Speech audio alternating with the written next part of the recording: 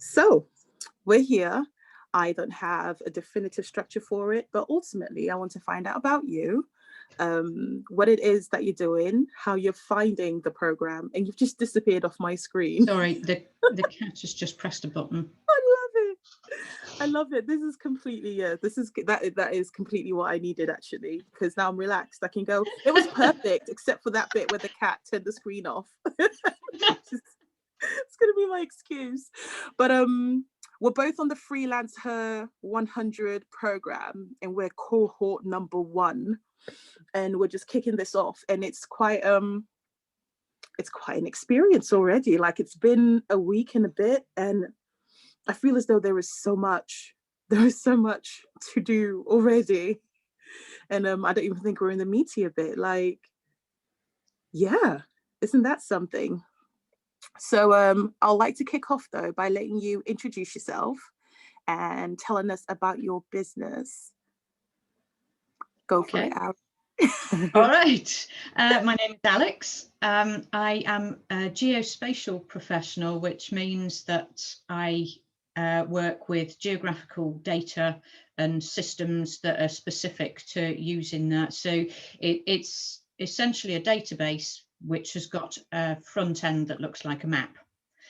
So you can interact with your data either as a database, like same as you would with Excel or Access, or you can interact with it via the mapping interface. So you can do analyses as to how close things are to each other, whether they're connected to other things, or how far away they are, all of that kind of thing. So yeah, that's me. Right. So I'm really curious with what you said. I feel like it's something that can do a lot of things and work in a lot of context already.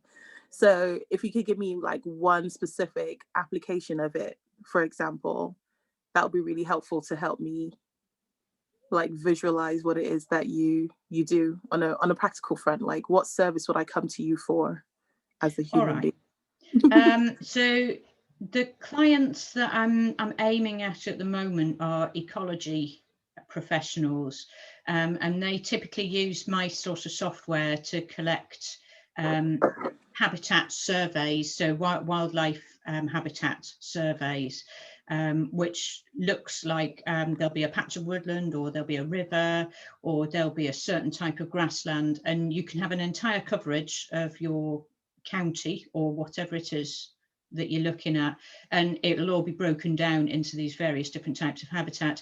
And one of the things you can use my software for is in building networks of habitat. So if you were looking at a species that primarily lives in grassland, but can move from one area of grassland to another by means of going undercover through a woodland, you can build up networks like that.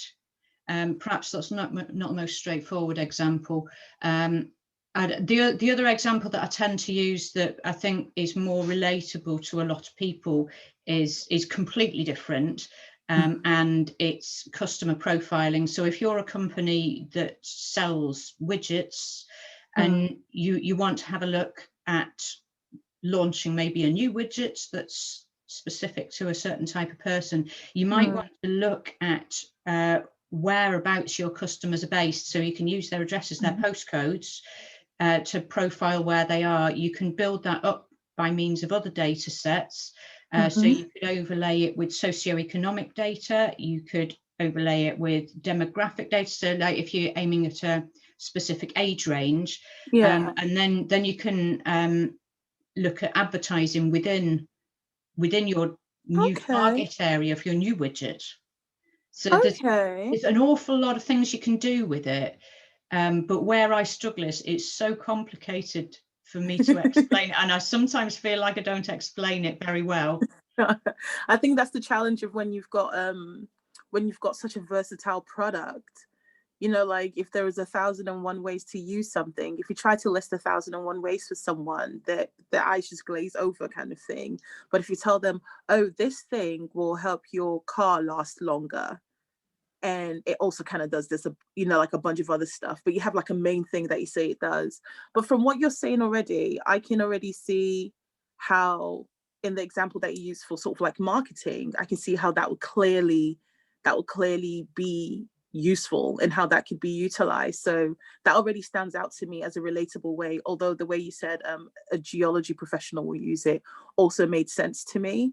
So I think it's something that's got a great deal of potential. Yeah, I wouldn't be worried about you articulating it. You've got plenty to say. I think it's up to you to probably choose which way you end up going with it. But yeah, I'm curious about you as an individual though. Where does your last name Hojak come from? It's Polish, but it's not quite Polish. There is a bit of a story behind it. A dodgy ancestor who Love went it already. on. I know. This is amazing. He went on the run from, I don't know what he did, but he was some kind of political agitator, and he got in trouble with the authorities, went on the run, left Poland, went into Germany, and then changed the name to sound more German to try and stop them from finding him. So I don't know what the name used to be. So it's kind of made up. So I've got some rogues in my history. So has anyone in the family like decided to give it some sort of meaning? Have they decided to say it means this thing, or you've just not, like, I would have totally like just called it rogue. I would have just translated, say, yeah, it means rogue. We come from a family of rebel rousing rogue. That'll be it, and that'll be the family's mainstay. How different life could be if you felt your family's heritage was to be roguish. Definitely. Or maybe I should do that, because the only thing I've come up with is apparently there is a word that's spelled the same. I don't know if it's pronounced the same, but it's spelled the same in Hungarian, and it's a kind kind So I quite like that. I can get on with being named after a ship. Someone, that's epic. I like, I love things like that where you can just put your own stamp on something and there is no way to like bind it and tether it to something. You can just do whatever you wanted with it. I would totally make up a new meaning for it each time I met someone. Oh, that sounds quite fun, actually. Oh gosh. So right, so thinking about the Freelance HER program that we're on, what was the thing that made you think, you know what, I might as well go for it? Because the application process, although straightforward, is quite an extensive form to complete, and you have to wait a wee bit to know if you got onto it. What was it that made you think, like, I got to do this and I got to do this now? This is a really simple one for me to answer, and it also gives extra weight to why I've decided to go into my business and target what looks like a really narrow field. And the answer is, it felt like it was targeted at me. Wow. I saw the advert, I think it was on Facebook, and it said they're looking for female freelancers in the Greater Manchester area working in tech and digital. And I was like, it's me. They want me. They're not just looking for people in the world. It was so specific. Yeah. And I just thought, there's nothing to be lost at all by applying. Oh, that's awesome. So you felt good when you got the course and you were on it? I was quite shocked, actually. Really? Yeah, I was expecting not to get onto it because I thought it would be completely overwhelmed. And they said they had about 175 applicants, I think. Wow. And they chose 100 of them. So still a reasonable amount of competition, but I guess some of those would have been not quite what they were looking for. Oh, I think you should own it. I think you should own it, that your application was so good and so valid. You were one of the chosen ones. You were one of the ones that was for it. I was spot on what they were looking for. So, exactly. Yeah. So it made sense. I think it was probably quite competitive. On my side, I actually had to do I was so convinced I wasn't going to get on the program. As soon as I did the application, I called up the following week and went, I don't think I'm exactly what you're looking for, but this is what I want to do.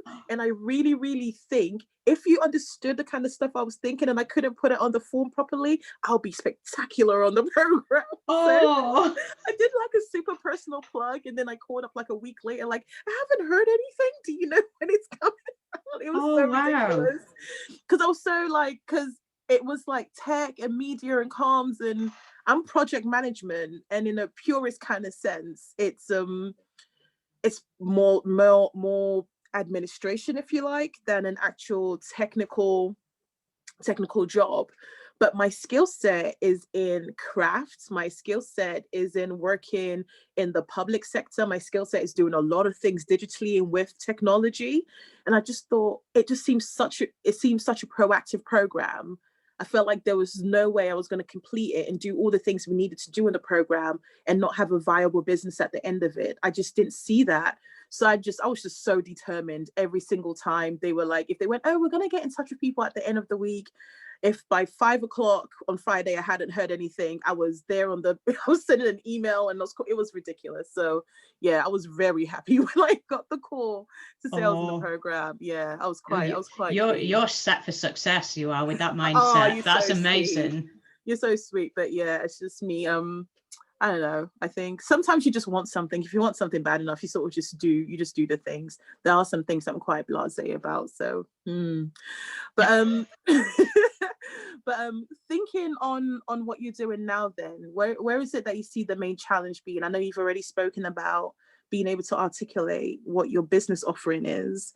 So what do you feel like is the thing in your way that you can see immediately that's sort of like stalling you from being able to sort of like just do that, because you know that's what it is? So what do you think is sort of in your way? It's my own confidence. Right. I don't know how it happened, but just gradually over the course of my life, my confidence has just slightly disappeared a bit. Because I mean, you always start off as a child being confident, and you don't think that you can't do something. You just give it a shot, don't you? So true. So true. Yeah, and I think just as life and experience and things have happened to me, I've somehow come to the conclusion that, well, maybe some things aren't possible, and that's totally the wrong way of going into this, because I know that I need to go with it like with a positive mindset, like you've got, and there's no way you're not going to succeed. But I'm a little bit more like, oh, I don't know if I've got this quite right. I don't know if I'm aiming in the right places. I don't know if I'm doing it right. So yeah, it's very much a confidence thing for me. And have you ever considered having support with that? Like, have you considered outside of this program, like if this program didn't exist and didn't come up, and you sort of like in a position where you were free to do freelance work, but you knew that your confidence wasn't the thing, like that your confidence wasn't helping you per se, like, do you have any ideas as to the kind of things that you could have done to help you get that confidence?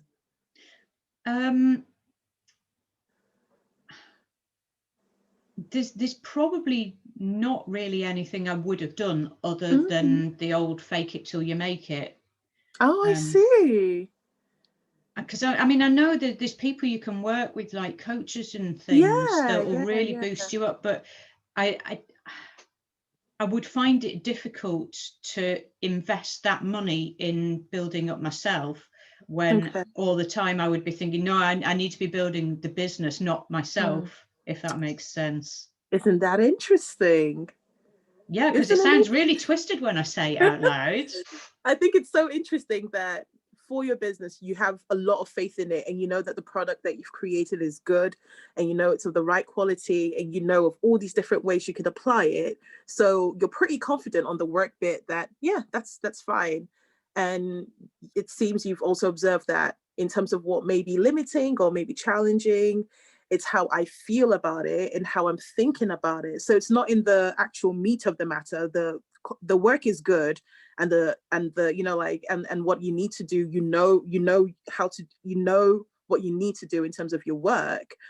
And to think that maybe one of the main things or the things you're considering are limiting is, oh, it's my mindset, but I'm not going to invest in my mindset though, because I'm going to invest in a business, and the business is going to get better, or the business is going to do more and whatnot. And I think it's such a regular way that I've seen women think, including myself. As much as I'm happy to put my foot forward, and I'm usually quite like, I put my hands up for anything that's going, because I like having a go, and I like starting things, and I like doing things. I like keeping busy, and I'm good at keeping busy. But being strategic and doing something that is systemically going to help me get a particular project done, that used to be a really, really big challenge for me. Because it's, again, this idea of investing that kind of time and investing that kind of money. I think until about a year and a bit ago, I would have thought it was absolutely no, I would not have considered it.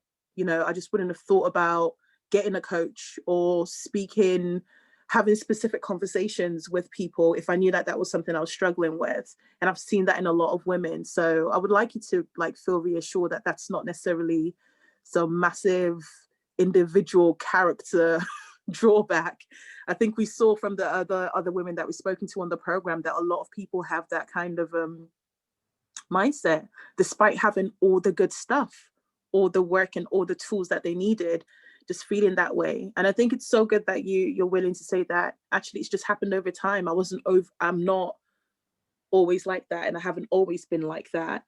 It's something that over time I just happen to find myself in that space. And I said that to a friend not too long ago about myself, that I just found life happening to me and I wasn't doing stuff deliberately. You know, like you just end up in a job and you end up taking on a project and you just end up doing stuff, but nothing like, I want to do this, so I'm taking steps to do this.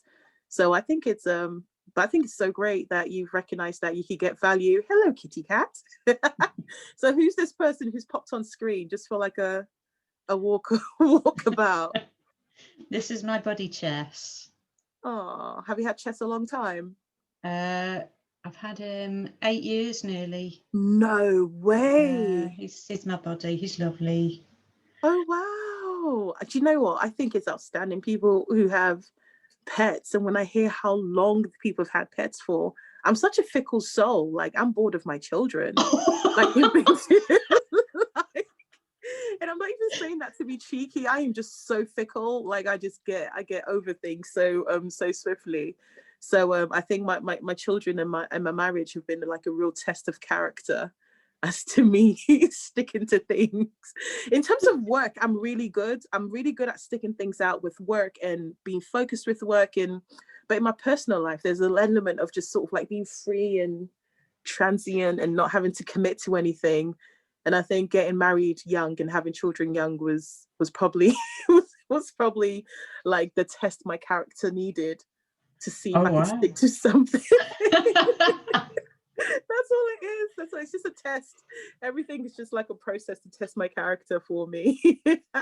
But you're still there. You're still going. Exactly. It's a good sign. I think that's it. If anything is sort of like crumbling down, I'm like, I'm still married and my children are well. So I'm doing something. I'm doing all right. Definitely, yeah.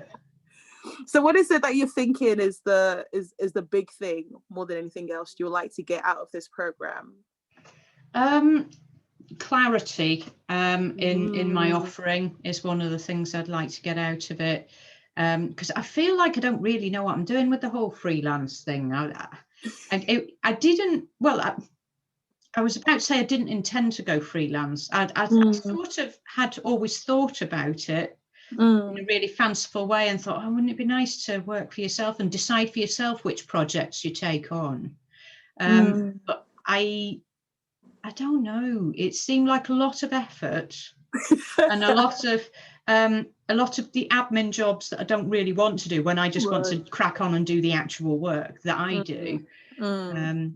So yeah, I sort of didn't really do it until I fell into it when I got made redundant.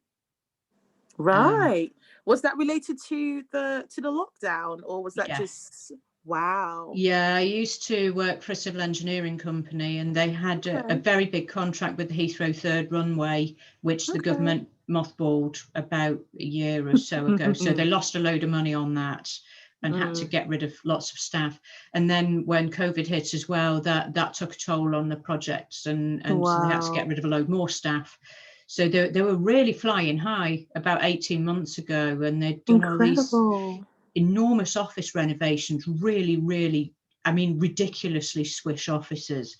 And at the time, I remember thinking, what happens if it all goes belly up? And it's all gone belly up. I mean, not in the way that I ever could have thought, but it really has. And actually, it's such a shame having spent all that money on lovely new office surroundings. And now obviously no one's using them. And even when we do get back to using them, we're going to be, I'm not even part of it anymore. They're going to be down to less than half the office space because incredible staff. So yeah, anyway, so they cut me loose because they couldn't afford to keep a lot of us. Wow. But I think in reality that job was not a good fit for me anyway. Really? So and why would I you wasn't. Thought so? Why would you have thought it wasn't a good fit? I never really felt like the skills I had were being fully utilized. I didn't really think they appreciated what I could do, even though they had a department of people that did my sort of thing. Okay. They weren't really interested in developing my skills or letting me loose on anything where I could really use my brain.